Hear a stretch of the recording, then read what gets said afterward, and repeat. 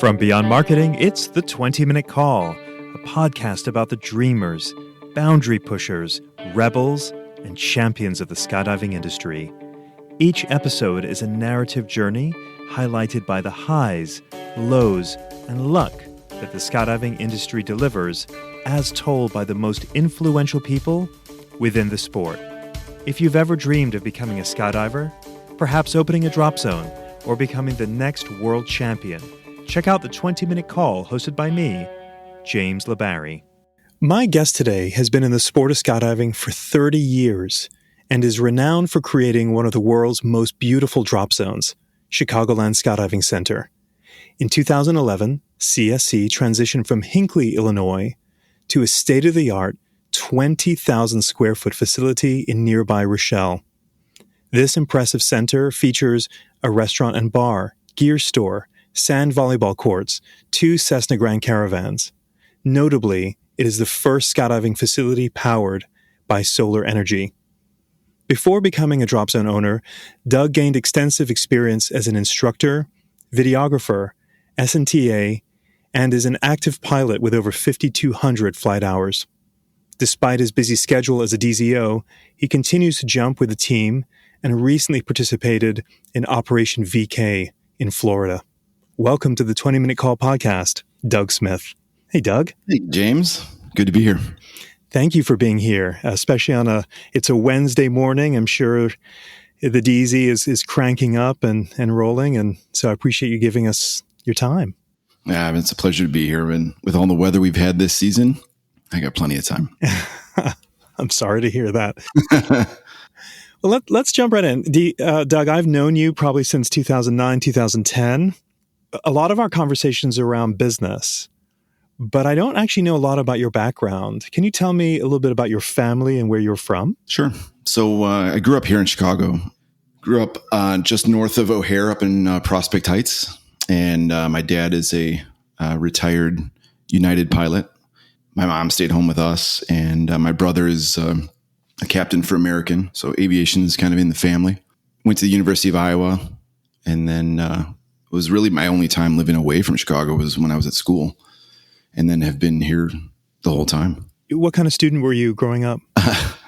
I enjoyed college, and in high school I got by. I mean, I never found my focus. I had a lot of fun in school. I was the class clown. I enjoyed it. There were some things that I really excelled at, and I had a lot of potential. And that was really frustrating for my parents because they saw the potential, but just couldn't get me to stay focused. So with aviation being, so prevalent with your dad being a commercial pilot, when did you even catch an interest in flying? Well, I had flown my whole life, really. We always had small airplanes. I mean, I flew all the time. I remember sitting on phone books to look up over the instrument panel when I was a kid. And I watched my brothers just really struggle through the industry. I mean, he's been furloughed and laid off from more airlines than you know that even exist. I mean, it was really a tough run for him.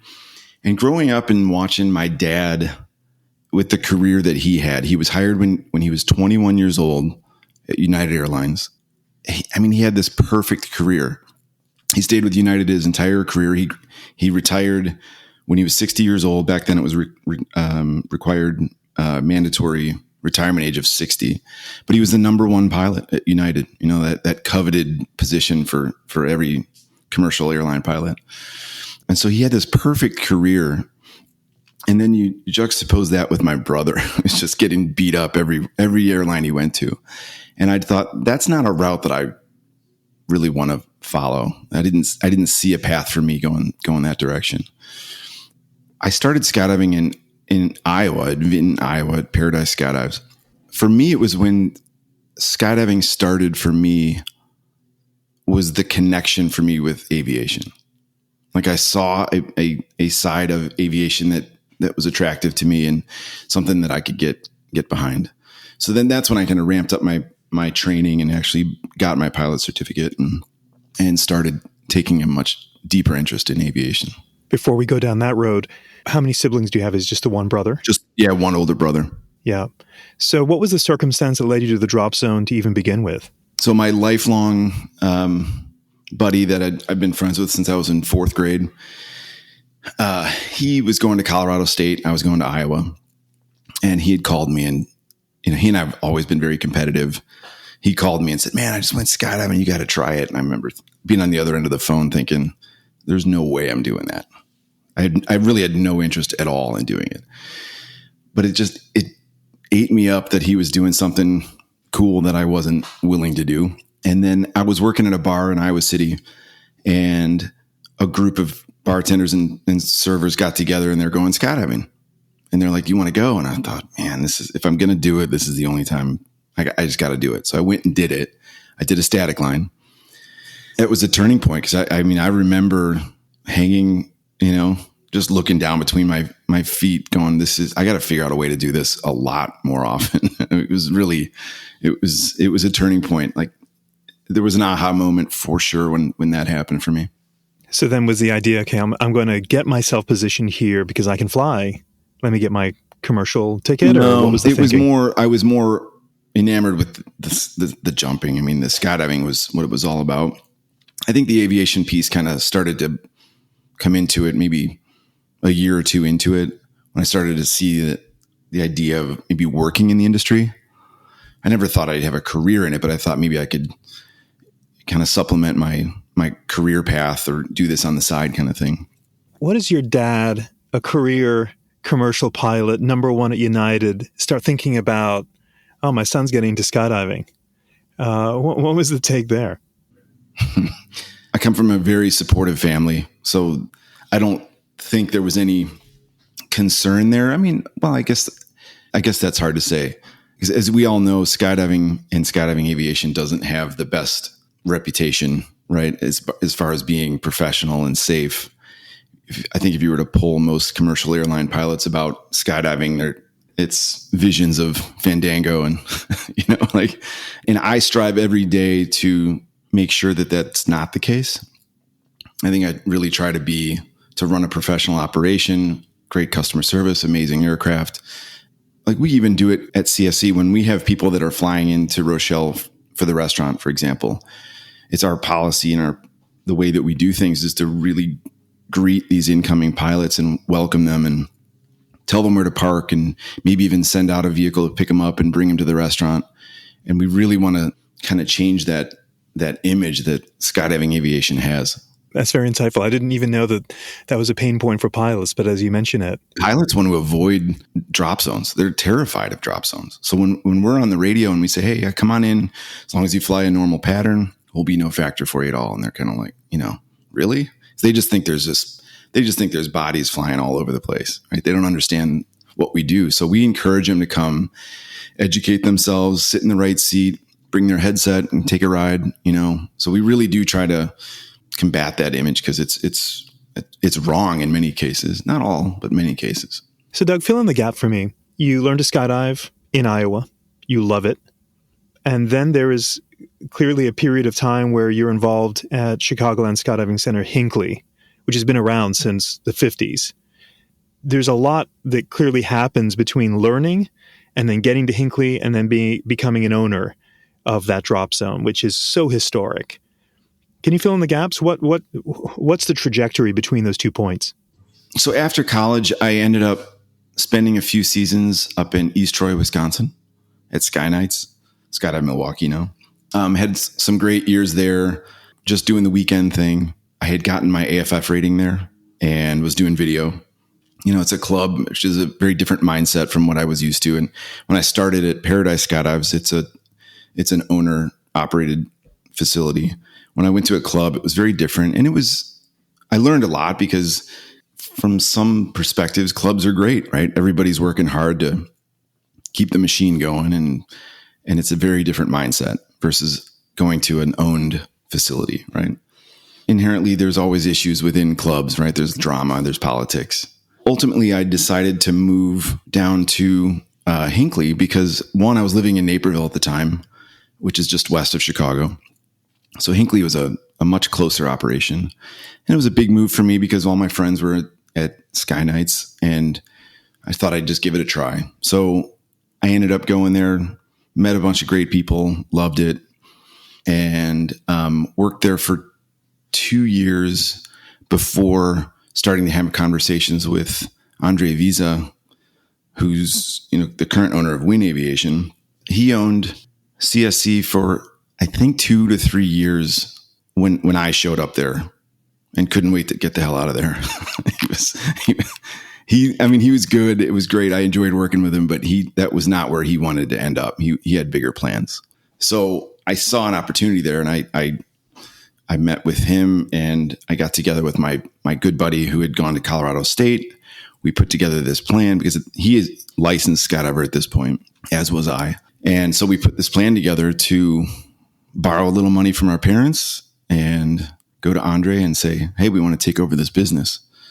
And he welcomed that idea. And it took probably 6 to 8 months for us to put that whole deal together. And then December of 2000 was when we finalized the deal. And then we opened it up in April of 2001. Are you comfortable sharing what you bought that drop zone for? Well, it's kind of a convoluted number. What I've learned over the years is any deal that you do with Andre, you always end up on the wrong end of the stick. So just hope he's listening to that one. No, we overpaid for it for sure. We paid $750. He financed some of it to us. When 9/11 hit and we obviously felt a big hit from that, we went back to him and negotiated down a lesser rate. I believe the final number was somewhere in the vicinity, I'd have to look, somewhere in the vicinity of $650,000. By the way, what did you major in college? Sociology. Okay, so of course. So I was thinking, how did you sort of put together a business plan? What's your business background? What kind of business person are you going? Like, why did you even think it was a good idea to buy this drop zone that clearly the DZO absolutely wanted to get out of? What's the rationale here? Okay, so I was 27 years old when this all went down. So there was no business plan. There was no strategy. There were 2 guys that wanted to skydive for free. That's the plan. And we had very supportive parents who were silly enough to lend us some money. I think they kind of just wrote that money off when they gave that to us, because how dumb is it to give 2 27-year-olds, a few $100,000 and wish them luck, right? We had no experience. We had no reason to believe that it would work, but it was a great time because, skydiving was very different. The competitive landscape was different. The volume was really high back then. The margins were still super thin because we were giving it away. We didn't need a lot, we didn't have kids. We weren't married. It was just, as long as we made enough money to buy some beers at the end of the day and squirrel enough money to get through the winter, we were happy. Was there, in that early period, now that you and your friend are now drop zone owners, is there an event or anything that occurs where you go, oh, this isn't as easy as I thought, or, oh God, what have we done here? I was partners with Todd for 7 years, and they were great years. We made some money. I thought I found something I wanted to stay in forever. And then there was Todd's wife fell ill. She was, down for about a year and then recovered from that. But at the time, Todd took time off to spend time with his wife. And I encouraged that, right? So I took on the whole business. And that was an eye-opening thing for me. I took on everything on my own, let him deal with the family issues. And then when he came back afterwards, you could tell there was a change there where he was kind of one foot out the door, ready to make a change. And I can understand that, right? You have a life-altering experience like that, your perspective changes for sure. That was really hard for me because I was happy being partners with Todd and running the business that we were running. And when he came to me and said, hey, I got to make a change. I'm going to move out west. And we put together a plan for me to buy him out. From a business perspective, it was a good deal because I bought him out at a very solid price, and he was happy with it. And it was probably undervalued, right? So it was good for me, but I didn't want to really end that relationship between the two of us, that partnership. So that was an eye opener for me. And then the idea of running this whole thing on my own that was probably a turning point for me, because we shared an office in the old Hinckley drop zone, and we would just sit in there and have a great time. And we'd stress together. We'd laugh together. There was just some comfort in knowing that whatever the issue was, I could just lean back in my chair and say, what do you think of this? And we could get through it together. And when that person's not there anymore, that's a lot of stress for one person. And I know every drop zone owner out there that's operating alone feels that struggle, because some days it's the best job, and other days it's just like, it's really challenging. What would you say has been your most challenging day as a drop zone owner? Well, I wish it was just one day. I mean, really it's financial stress. And that came after we moved. Once we shut down the Hinckley location in 2010 and then moved to Rochelle, I'm not sure, again, kind of back when I was 27, I don't think I really thought through what I was taking on. Like, moving a drop zone is not like moving your insurance agency. I mean, this was such an overwhelming endeavor, financially and in many other ways. All the politicking with the city and building those relationships and dealing with city council and asking for all the things that we needed. It was overwhelming. And again, I'm doing this all on my own. I had a very supportive bank, and I say had because it's past tense, that they gave me a pile of money to go out and do something I was way out over my ski tips on this project. But it didn't rear its head financially for a number of years, because, cash flow can hide a lot of problems, right? So when there's money coming in, you can almost be blind to the fact that you're losing money on a daily basis until it runs out. And that's when I started getting into trouble in 2015, 16. I think what had happened is I overbuilt the facility, which in hindsight, I don't regret that, but I felt compelled to build a team of people around me and pay them exorbitant amounts of money and employ them all year round for a seasonal business. And I remember some of these management meetings we'd have on Monday mornings, and I'm looking around going, we had to bring extra chairs to the conference table because I had so many people on this team. The whole organization was so top heavy, and all these people were employed year round. I had the restaurant, adding the restaurant was something I certainly did not anticipate that would be that stressful. I used to think running a drop zone was difficult. I'd take 20 drop zones over running one restaurant. It is a real bear. And so I think all those things kind of came together in that time frame. Then the bank started to put the squeeze on me. And again, I'm on my own. I can't turn to my team and unload some of my stress on them, because if they knew how close we were to failing, they would have bailed, right? And I don't want to bring it home to Carolyn, because that's not fair to her. She already put her name on all these documents. So bringing that home would have only stressed her out. So I just found myself on this island. It was a really stressful time. I did get through it, obviously, but it was not without the pain. I've signed a lot of bank documents over the years, and they're, many, many pages long. Buried deep in those documents are a set of instruments and tools that the bank has at their disposal that I hope I never experience again. Because those tools, when they execute them, are just brutal. So, yeah, I think I did well because I hid a lot of that stress. We work hard at creating an environment at CSC because we know people come here to escape from their real lives, right? The whole reason you come to a drop zone is to come have fun.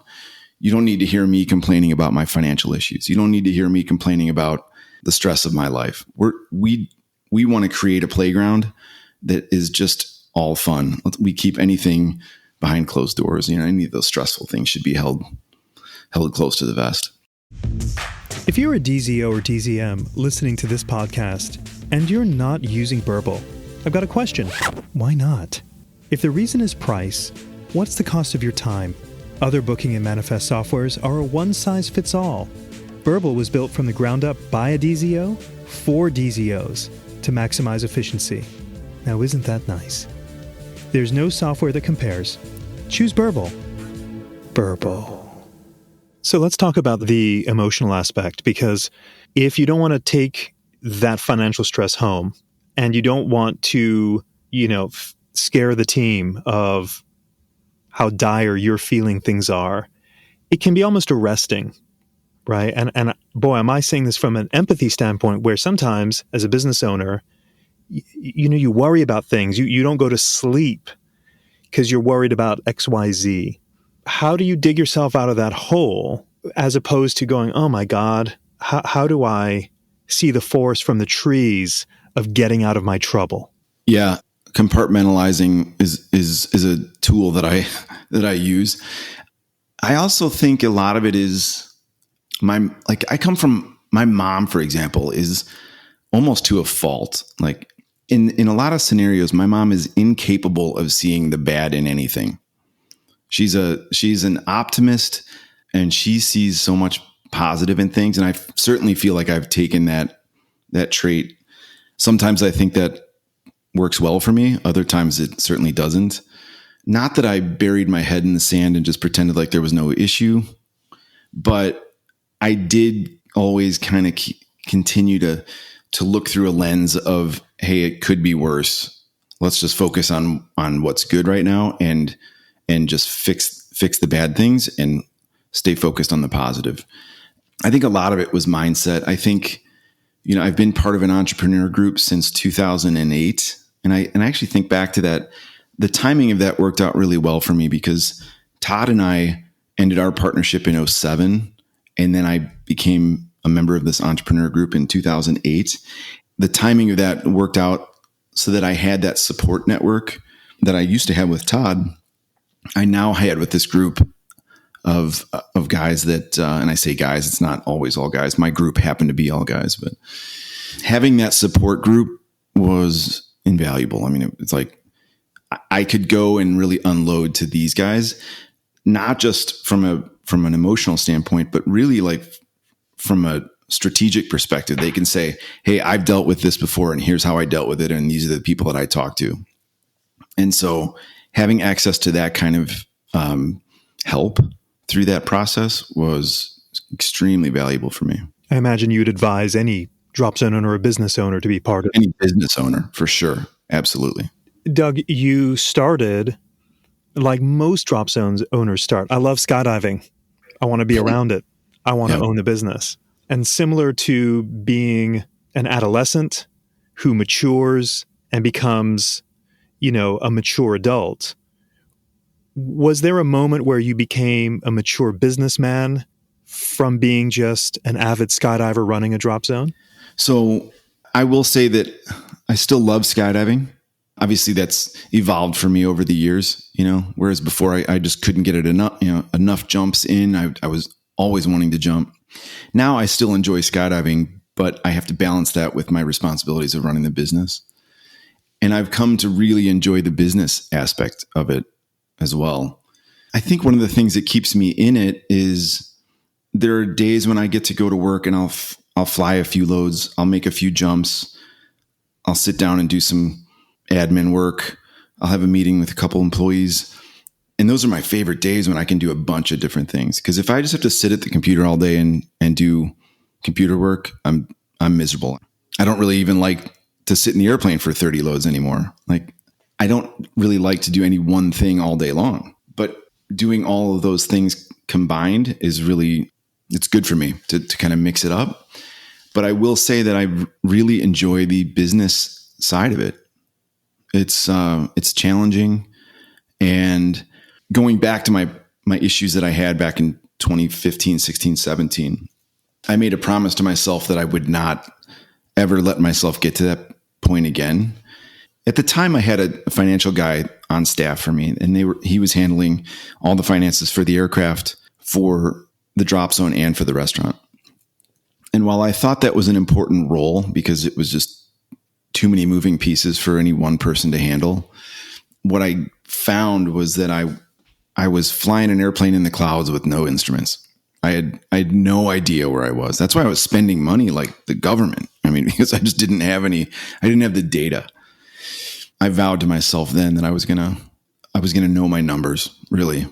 I have done that, and now I do all my own finances. I still use obviously an accountant for tax purposes and things, but all the day-to-day financials run through me, which is time consuming. But man, I feel like that is so important. And I don't believe I could ever get myself back into a position I was in before because of the knowledge that I have. So yeah, I mean, to go back to your question, I think the business side of it is very powerful for me. If I wasn't doing that, I think I probably wouldn't be at the drop zone very much. And I understand now why skydivers have a tendency, as we get older and life gets busy and you get kids and careers, you see those people phase out because life changes, Quantify what you did. You said, okay, you're a sociology major. You're learning business through the school of hard knocks, if you will. But then it doesn't sound like you had really an accounting brain. But now you start getting fully invested in the numbers. So what does that look like? Did you read something? Was there an iconic book? Or how did you get comfortable with sort of looking at figures and understanding what was behind them, if you will, and forecasting? Yeah. So I definitely spent a lot of time on YouTube. I spent a lot of time sitting with my accountants for our quarterly meetings. And I really started pushing back on them because I'm saying, okay, don't just give me these reports. Like, I want to sit and learn how these reports work. I want to know the mechanics of it all. And then we started actually doing projections. For years when we were in Hinckley, we had very little overhead. I didn't need to do projections. I didn't do them. Just the money came in, the money went out. It was pretty simple. But as we scaled up, that was not going to work anymore. You can't operate by gut feeling anymore. That didn't work. So yeah, so we started doing budgeting and projections and holding ourselves accountable to those numbers. Just a lot of education, books, YouTube, surrounding myself with it on a daily basis. Mm. You see that you're top heavy, which means you're probably going to have to let people go to get the numbers in line. How difficult was that? Which for me is the least enjoyable part of business, is saying goodbye to people. Yeah. I mean, it was made easier because it was a matter of life and death for the business. But yeah, I mean, it's the worst, sitting down with people and delivering that news, especially with the people that were actually bringing value. And we just simply didn't have the budget, or if it was a redundant role, that's the worst. It's very difficult for me to do that without getting like emotionally involved in the conversation. But it just has to be pure business, and I'm not good at that. I'm an emotional business owner, and I struggle through that for sure. Yeah. Do you think that naivete in starting Rochelle was in your favor, or do you think that it was really the thing that worked against you? Yeah, I think it worked in my favor, because had I known then what I know now, I don't think I would have done it. It was too much risk. It was way too much risk. After my banking issues, I look at investments very differently than I used to. I used to just go buy something and figure it out, whether it was an airplane, whether it was a business, whatever I was doing, I'll just figure it out. And I think that's a dangerous mindset, certainly at my age.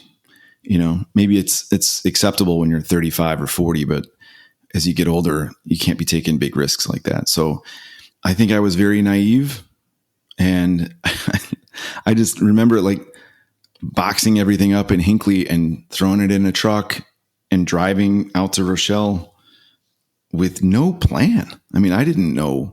We had no plan. And for those that are unfamiliar with Doug's Drop Zone, Chicagoland Skydiving Center, it's a 20,000 square foot facility. You went with no plan and built an enormous purpose-built facility. That's wild. I mean, it's so beyond. Yeah, it was. I remember during the construction process, going there and visiting and seeing the scale of this construction project, and I'm looking around going, what did I do? Because I knew I was going to be paying for that for the next 15 years. I don't regret it, but there are days, certainly in January and February. It's kind of kicking myself for that. But I have a lot of pride in what we've done. And I say we, I mean, Carolyn and myself and the whole team, what we've built and continue to maintain. Like, I still get a lot of pride because here, the place is now 12 years old and people still come here and say, wow, this place looks amazing, because we maintain it to a very high standard. And that means a lot to me, because it could very easily, with the volume that we run through here, could get pretty beat up and run down. And we spend a lot of time and money and effort to keep it nice. You mentioned Carolyn, your wife. How key has she been as a partner as you ride this roller coaster? Or particularly, I mean, I know you didn't want to bring it home, but it's kind of inevitable that you're probably not like arriving at home full of perkiness and happiness. Oh, no. As this thing is weighing in the back of your mind. How key has she been to you? She is, I mean, she's a rock, man. She's just so stable. She's so supportive, such a cheerleader. And I can't imagine really having anyone else next to me, because the lifestyle is, it's a stressful lifestyle. It's hard being away and being so busy all summer long, and inversely being home all winter long is tough for me, because while it was great when we were raising our kids and the kids were young, because I was home all winter while Carolyn's a school teacher, she's busy all winter. And then in the summer we'd flip flop, right? She was at home with the kids and I was busy at work, which was great for raising kids, not always great for us. But we've just had an amazing partnership, and she just continues to support me at a level that I'm not really sure why she does it. Right? It's I've been very, very fortunate there. What year did you get married to Carolyn? Because you were, you were at Hinckley in 2000. Yes, 2005. So we had been dating for 8 years. We dated a long time. She wanted to make sure that you were the right. I think it was more me. I thought she was okay with it. And then apparently then I think she was ready to kind of, let's make a decision here. What are we doing? Right. And so, 2005 got married. So we've been together for, what is that? I mean, we've been together like 25 years. Yeah. I can't even remember life without her.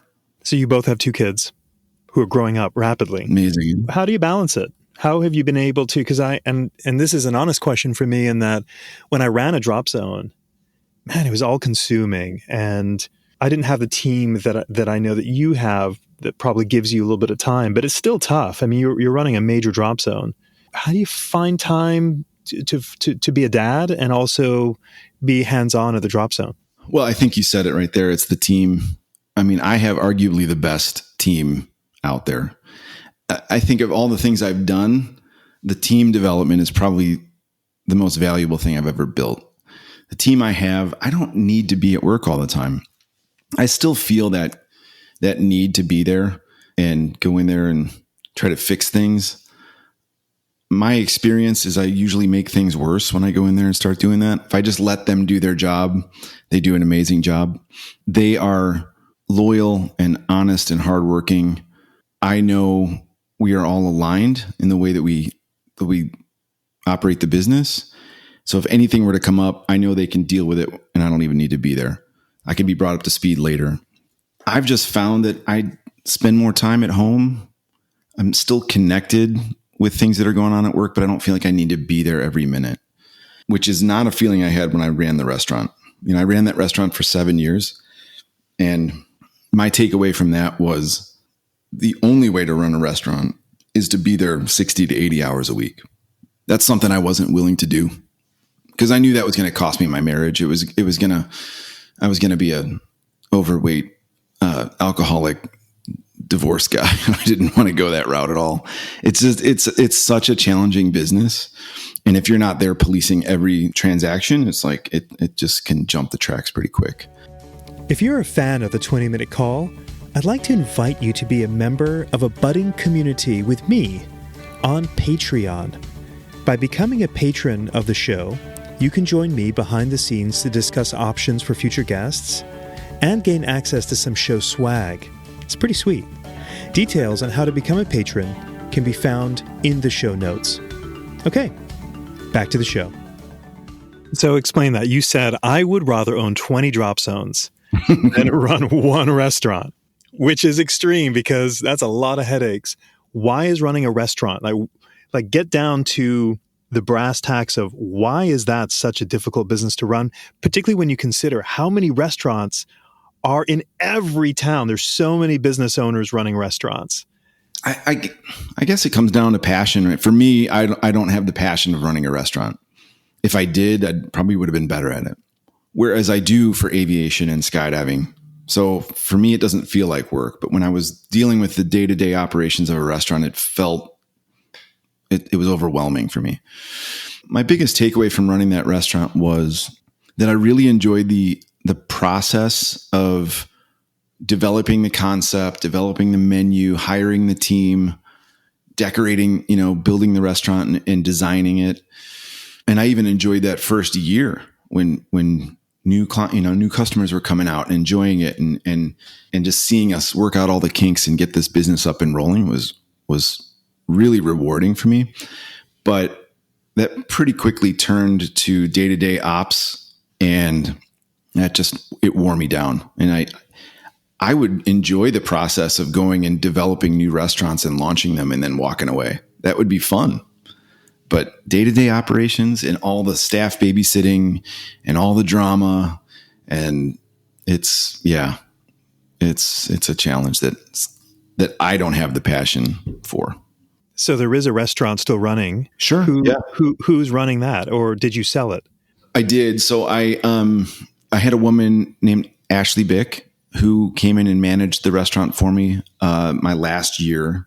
During the interview process, she told me that her 5-year goal was to ultimately own a restaurant. So I kind of stashed that one away. At that point, I was looking for options to get out. I was operating at a loss. I was shoveling money from aircraft and drop zone over to the restaurant to keep it alive. I knew it was a vital component to the drop zone. I wasn't just going to turn the restaurant into a storage area, right? I had to have it. But I was robbing Peter to pay Paul, which was no way to run any business. So Ashley showed a lot of promise. She was doing some great things there. And so I brought it to her and said, hey, what do you think about taking over and running the restaurant? And she jumped on the opportunity. Took us a while to put the deal together. And then she'd partnered up with her mom and took over the restaurant. She just recently bought out her mom and is doing a great job. She's just a great person. I really enjoyed being partnered with her. The skydivers love her. The locals love her. She's a great, great person and a hard worker. She got pregnant with twins as we were doing our deal. And I thought, oh my God, I thought the whole deal was going to fall apart at this point. Who's going to deliver two kids and launch a restaurant? Ashley is that person. She's a hardworking woman, and it's been great having her on the team. And for me, it was the best scenario because it was an easy transition. She knew the business, she understood skydivers. For me, I still own the building, so she pays rent to me for the restaurant. So there's still a component there that I'm involved, and I still get to eat for free. My business mind goes, oh man, I need to offload this business to someone that can run it, that will want to own it. But at the same time, gosh, I hope they do it well because that restaurant represents your brand. Yeah. People don't necessarily know that it's disconnected in terms of ownership. It is CSC, Flight Deck Bar and Grill for everyone, that just walks in. So, wow, that's huge. Yeah, we had met with a couple of other business owners that were expressing interest in the restaurant, and I ended up walking away from those deals for that very reason. Creating that restaurant that catered to skydivers, but also to locals, man, that takes a special person to make that happen. The few people that I interviewed were not the right fit for that, and it was gonna create some problems for sure.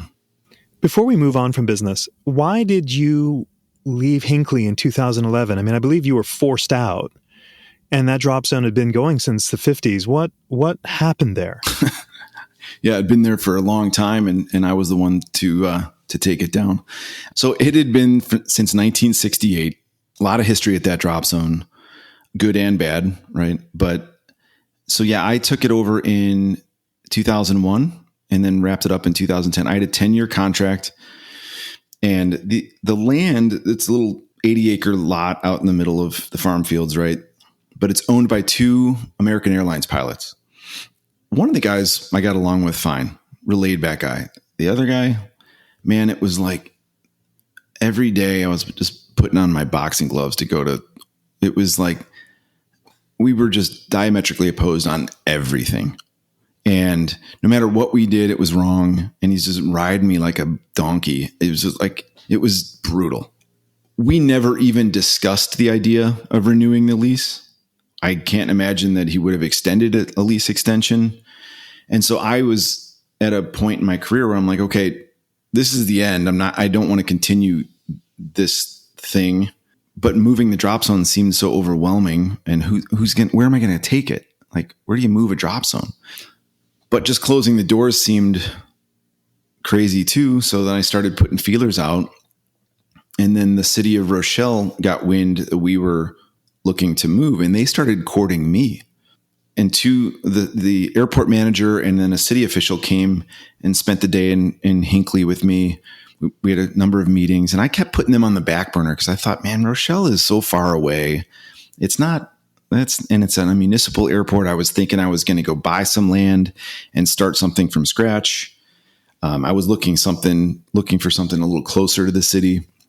I kept coming back to Hinckley to Rochelle because they were so supportive and they wanted our business that bad. The idea of moving to a municipal airport that had all the infrastructure that we needed, I wouldn't have to go build the runway and, all the facilities and utilities and all that stuff would have cost millions. And so the idea just became a lot better in my mind about moving to Rochelle. I liked the proximity off the highway. It was a little further out of the city than we liked, but I also knew that I was kind of future-proofed from the perspective of airspace. O'Hare's airspace is not getting smaller, and it will continue to grow. So we really needed to kind of future-proof the business if we're going to spend that kind of money and build something that can last. How is your calculus going? Okay, I got not a lot of overheads with Hinckley. Now I'm going to go build this 20,000 square foot facility, but you're also competing in the same market as Skydive Chicago, arguably one of incredible facilities. You have incredible facilities. Throw in Skydive Midwest, also a very nice drop zone. It's like, your drop zone is one of few in the entire world. And it just so happens the competitors that have facilities similar as yours are in the same market. Like, How did you make sense of that? Because that's a tough market to be in. Yeah. Well, Keith was building his facility at Skydive Midwest, I think the same year I did. So when we started our project, I didn't think I was competing against that. So that wasn't even part of the equation. I've always believed that there's enough business in the market to support the 3 of us. Now we're up to 5. There's too many drop zones in this market now. I believe there's just not enough people in the Midwest that want to skydive for half. In the fact that we're only operating for half the year, it certainly creates a challenge. Yeah, again, I think it goes back to the naive thing. It was. I had a vision on what I wanted to build, and I would just put my head down and built it. I didn't really factor in all the other components. Probably would have been a good idea to consider those things, wouldn't it? Oh well, no turning back now. The other curiosity I have is how come a bank was even willing to talk to you to finance Rochelle? Because you don't really ever hear of that. What did you have that seemingly most other drop zones don't have to be able to get bank support? Well, we had good, strong financials in Hinckley. Like I said, low overhead. We had a lot of volume. We were profitable. So we showed a profitable business. At the time, I had a Twin Otter and a Pack that were doing really well. I think the Otter was almost paid off. And the Pack we had just purchased in 2009. But we were cash flowing, and the bank saw that we always paid on time. And I had a great relationship with my banker. He'd come out to the drop zone and we'd have beers, and it all came down to relationship banking. right? The one thing I've learned through this, especially on aircraft, but it's the small community banks that'll be there to support you. Don't even bother with Wells Fargo and Chase and Citi. You're not going to get a dime from those guys. It's all about those small community banks, the 1 or 2 branches. They want to support the small business. If you got that relationship with them, you can go a long way with them. Let's pretend that there is a class that you're going to teach. It's young drop zone owners coming in to learn from you. What's the first topic of discussion on the first day of class? I would say finance is really going to be high on the list. Just understanding financials. And then it's people. It's people management, like how to manage teams, how to trust but verify, give people what they need to be successful, get out of their way, but doing that within a set of parameters that is made very clear, expectations that are made clear from the outset. Because when you're managing a large team of people, man, it's really challenging if you don't spell out those parameters, because I don't know. And I've just found that a lot of people are always going to take what they can and then some. People was probably the biggest surprise for me, because when I was working at Hinckley, we had this amazing team of people, right? And I was on that team. So Todd and I were both doing AFF tandem and video with these guys. We were part of this amazing team. And that was in 2000. In 2001, when they came back, that same team came back and we said, hey guys, we're the new bosses. And I thought it was just going to be this seamless transition with some high fives and everything was going to be the same as, because Todd and I were still planning on being tandem AFF video guys. Like nothing was going to change, right? The only difference was the paychecks were coming from us, not from somebody else.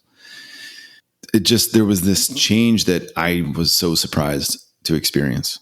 We were no longer like friends. It was we were held in a totally different regard. Us versus them. Yeah. And that just blew my mind. It still does when I think about it, because we didn't want it to be different. We wanted it to be very much where we're all just rowing the boat in the same direction. Let's just go out and punch out a bunch of tandems and have some beers around the bonfire at night. And it's just not how it was. So people, I think, was probably the biggest thing for me. You know, I run a business and I used to run a drop zone and I struggle with the people, and it's only through learning.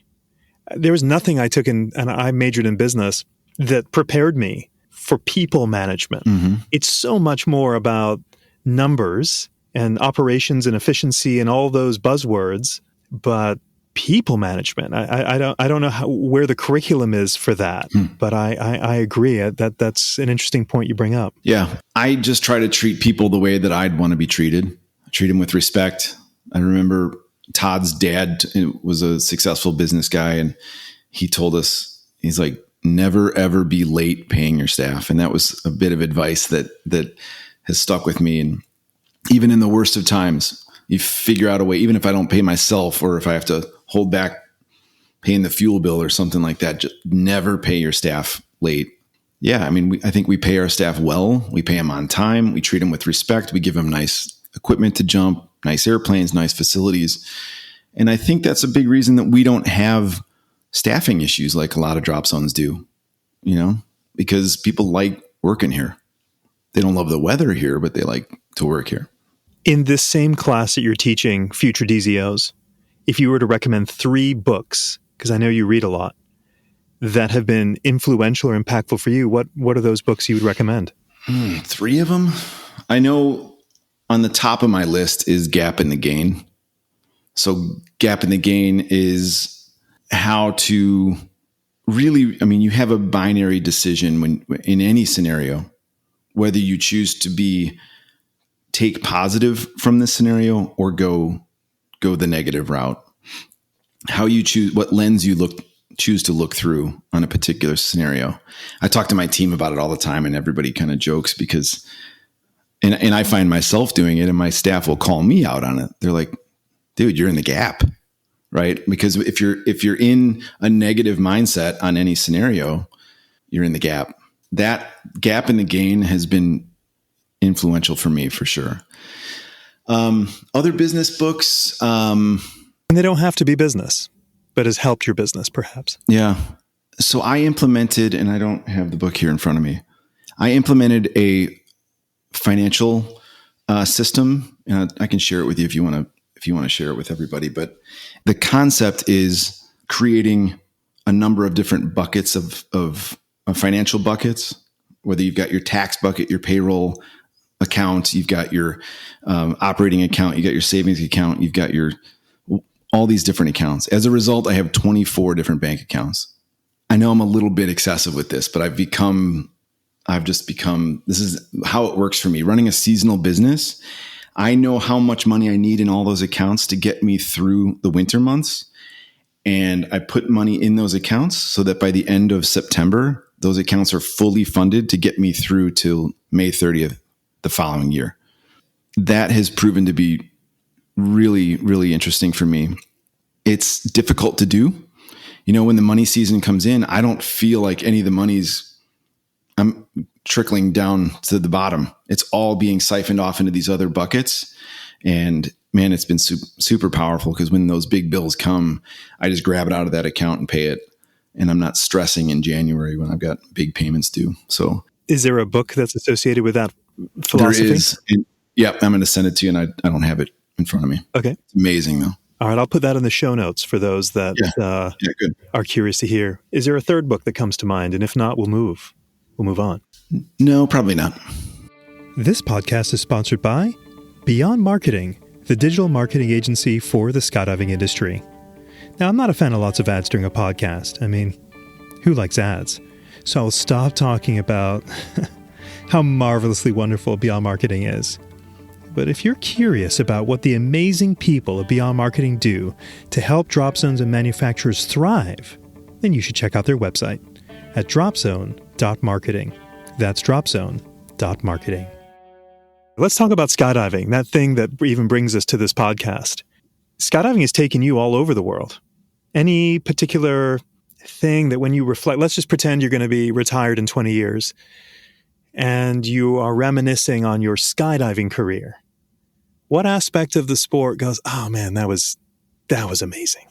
Well, I would say that, I could speak generally and just talk about the people and the places I've been.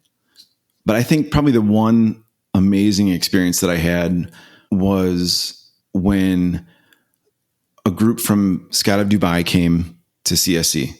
This is back, I think, in 2014. They came, spent the day, jump in here. And, I rolled out the red carpet for them, gave them a little tour, made a couple jumps with them, bought them dinner in the restaurant.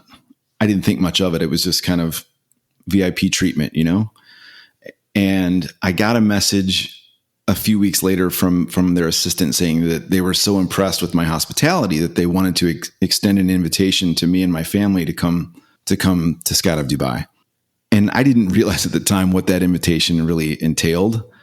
But it was like all four of us went, my kids were young, but it was all expense paid VIP trip of a lifetime. And it was, it was just amazing. Like when we got there, they handed us a cell phone and they said, any person you might need to talk to while you're here is in this phone, call us 24 hours a day. Anything we wanted to do, unlimited tunnel time. We've helicopter rides and you name it. It was first class. Yeah. I gave them my VIP service, which probably cost me about $100, and theirs was a little different, but yeah, it was an amazing experience. It was just to go there. For anybody who's been to Skydive Dubai and seen that place, it's amazing, but to see it the way that we saw it was just crazy. Yeah. That is an amazing story. Wow. You were also recently just part of Operation VK. And to me, Doug, when I look, and for those that are unfamiliar with this, it's like three-dimensional building of patterns while flying in proximity to other skydivers under high-performance canopies, obviously Valkyries. Tell me about that experience. Well, first of all, I felt very humbled and honored to even be invited to that because, during the briefing the night before we started Operation VK, we were standing in a room and John LeBlanc was up on the stage welcoming everybody. And, you look around the room and there's like the who's who of canopy piloting and of the sport. He's like, look around, guys. You're some of the best canopy pilots in the world. And I'm thinking, what the hell am I doing here? Right. And really I'm here because Buzz is a good friend of mine. And I think he knew I've got enough experience flocking that he knew I can hold my slot. I can get there. I wasn't going to make any mistakes, which I didn't. Yeah. I don't hold myself to that same regard as everyone else in that room. I even joked I was standing next to Maxine Tate and I said, because they said, look around, these are the best canopy pilots in the world. And I leaned to Maxine and I said, and Doug, because it's amazing being surrounded by those people that I've looked up to for so many years. But yeah, I mean, the stuff that we were doing was amazing. Right. And it really pushed my limits, and that feeling in your gut when you're sitting in the door and you're getting ready to go. And it's awesome, man. I love that feeling when the pressure is on. So yeah, I enjoyed it and hope to get invited back to some other events, but I really have to thank the guys here at CSC who've kind of taken me under their wing on some of the events that they've done for their Down to Flock events, because these guys are the ones that taught me and included me in some of their events. And as a result, I got the invite. I imagine, when you've been in the sport for so long and you've done so many jumps and then you're challenged like, oh, I'm new. Ooh, I don't want to screw up. Mm-hmm. You're not usually the guy that's worried about that. I imagine that reignites your passion for jumping again when you're tested that way. Yeah. And I think that's a big reason that I have gravitated to flocking. And it's also why I do our VFS team. We don't have any aspirations of competing at the open level or anything like that. But I really enjoy jumping with the same group of people and pushing ourselves and coming down, debriefing and going up and trying to perfect that. I will say that I don't do as much just fun jumping, going out and not really having a plan. I don't do a lot of that anymore. I really like to do things that push my skill. I've always enjoyed being the worst person in the sky because surrounding myself with people that are way better than me because it pushes my skill. So yeah, for me, it's totally reinvigorated my excitement for jumping. What kind of canopy are you flying? I've got a VK90. 90. Doug, who in the sport do you respect? Who you look up to and go, wow, they're doing it right? Or has inspired you? Well, when I first started the business, I was working really closely with John Eddowes. He was a guy that kind of mentored me from Skydive Cross Keys. I loved what he was doing at that drop zone. I loved the energy there. He had a fleet of airplanes and they were pumping some really crazy numbers, but really kind of found that balance with tandems and fun jumpers and creating a great vibe. And everyone was like, back in the early 2000s, I mean, Cross Keys was the pinnacle, right? Yeah, I respected John and he was very helpful for me. I'll put you on that list, man. You've been a good close friend and watching you evolve and develop your business, you've been an inspiration to me as well. And, I've leaned on you for a lot of help over the years. So thank you for that. I'm humbled that you even say that. Thank you, Doug. And I like Mike Vetter of Go Jump. I kind of like some of the stuff that he's doing. But yeah, it's an interesting space, right? I do wish this industry would work more closely. I think there's too many of us that are out there trying to reinvent the wheel. There's not enough collaboration in this industry. And even when you go to PIA, it's like everyone's keeping all their ideas to themselves and because they feel like we're competing with one another. And if we would all collectively work together, I think it would help the whole industry. And that's something that kind of frustrates me. There's a lot of talented people and a lot of good ideas floating around out there, but it doesn't help if we're not sharing them. Yeah. I've observed the same thing. I actually host what's called DZO Brain Trust. It's a mastermind where pulling in drop zone owners from non-compete markets to compare and contrast or help each other out or share what they're struggling with or what they're successful in. I think because it's such a lonely journey being a DZO oftentimes, and it's hard for most people to understand. And I've always found that at DZO conferences or PIA, everybody's got it figured out, right? Everyone's putting forward that very positive face. Oh, we're doing 5,000 tandems a year when it's probably 3,500. I think that's the standard. So it's nice to sort of take that mask off a little bit and go, okay, how are you guys handling this thing? Yep. It's an interesting concept. In closing here, Doug, can you describe a pivotal moment in your life where you made a decision that had you not made it, it's likely we're not even speaking today? Yeah, it was moving the business. Yeah, taking that chance of setting up this operation in Rochelle. It's somewhat likely that I would have just closed the business and gone off, and I don't know what I'd be doing right now. That was definitely a turning point for me. But probably the bigger answer there is marrying Carolyn. I feel like that's kind of cliche to say that, but it's if I didn't have that support network, I don't think I'd be here. I think I probably would have thrown in the towel by now. Doug, I so appreciate you just sort of sharing this journey with everyone listening. I hope that those that are not drop zone owners listening to this, that if you're a fun jumper, that you get a little glimpse behind what really goes on in running a drop zone. I've learned that in running a drop zone, it seems that, well, I'll back up. When I used to run a golf course, I was amazed that everyone that came to play there seemed to be an expert in growing grass. Like everyone was a greenskeeper and everyone would tell me how I need to be conditioning the course. And the same with running a drop zone. Everyone will tell you how you should be running your DZ. Being a DZO requires such a thick skin, and not everybody has the information that you're carrying. Mm-hmm. So I want to congratulate you. Man, this is a tough business, and you have built something that, gosh, anybody would be proud of. Well, thanks, man. That means a lot. It really is one of the premier skydiving centers. I mean, has to be top 3-4 drop zones in the world. It is. And for those that have never visited Chicagoland Skydiving Center, go check this place out. It is extraordinary. So congratulations for what you've built, and thank you for sharing and taking us behind the veil, if you will. I really appreciate it. I've enjoyed it. Thanks. Appreciate it. Thank you. Hey, everyone. Thanks so much for listening to the 20-Minute Call podcast. Please do follow us on your podcast app so you always have the latest episode, which is released every Monday. If you want to contact the team, our email address is podcast@beyondmarketing.xyz. This episode was edited and engineered by Garnet Znydrick of the YouTube channel Blue Skies Fun Days. Thanks for listening, and join us next week for our next episode.